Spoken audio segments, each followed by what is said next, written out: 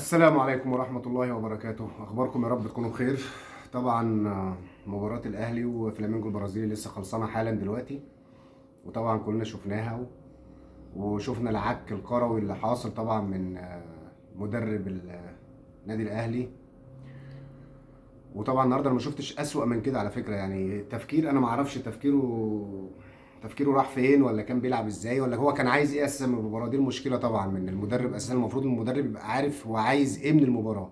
لكن انا كنت حاسس النهارده ان كولر بيفتي في الكوره.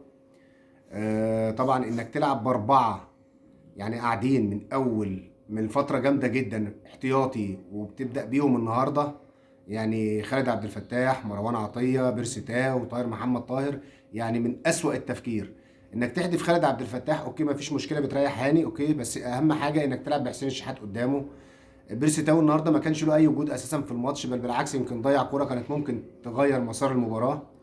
طاهر محمد طاهر لسه زي ما هو، مش عارف يدوس على الكوره، مش تقيل على الكوره. في لاعب كده بتحس انه تقيل على الكوره، بيعرف يستلم الكوره وبيعرف يقف عليها وبيعرف يتصرف فيها صح. لا، طاهر محمد طاهر تحس بالهرجله اساسا في الاداء بتاعه. يشوط في اوقات ما يكونش فيها اساسا يستدعي انه يشوط الكوره. يباصي في اوقات تحس انه اصلا مش وقت الباص، لانك محتاج انك تاخد الكوره وتجري. للاسف النهارده يعني خالد النهارده، خالد عبد الفتاح اتظلم. بامانه اتظلم النهارده. مروان عطيه طبعا يعني كان كويس، مش هنقول ان هو مش كويس، لا كان كويس، يعني مفيش مشكله منه. طبعا في غياب عمرو السوليه وفي غياب ديانج. انا ما اعرفش اصلا هو مقعد حسين الشحات ليه.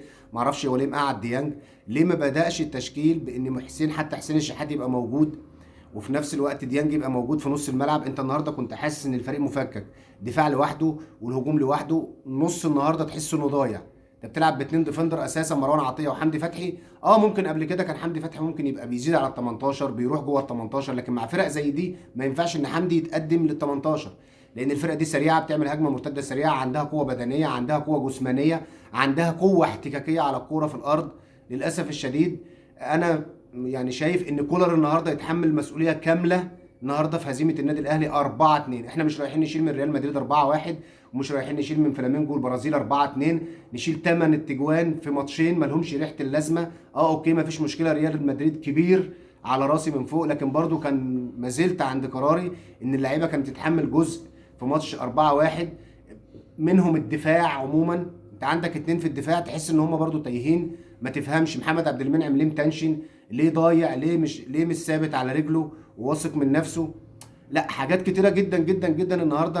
انا بص جواه لو قعدت اتكلم ساعتين ثلاثه اربعه معاك للصبح بامانه ما فيش مشكله. بس لا، مش كده، مش ده اللي احنا متعودين عليه من النادي الاهلي، ولا متعودين عليه من المدربين اللي بيجوا للنادي الاهلي. يعني كولر في الاول قلنا كويس كويس كويس ما فيش مشكله، ليه اوكي بتبدا صح.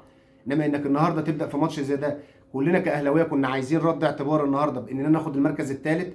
اي حد النهارده يقول لك لا الاهلي يستحق المركز الثالث، اي حد هنا في السعوديه، في الكويت، في الامارات، في مصر، في اي حته في العالم، لا كنا نستحق المركز الثالث. فرطت فيه بسهوله جدا جدا جدا، ولذلك النهارده انت 0/10. كولر النهارده 0/10. وانك تستنى على بيرسي تاو لاخر الماتش ده برضو غلط. بيرسي تاو اساسا انت مقعده، وفي نفس الوقت كان راجع من اصابه، وفي نفس الوقت مش متناغم ومش منسجم مع الفريق.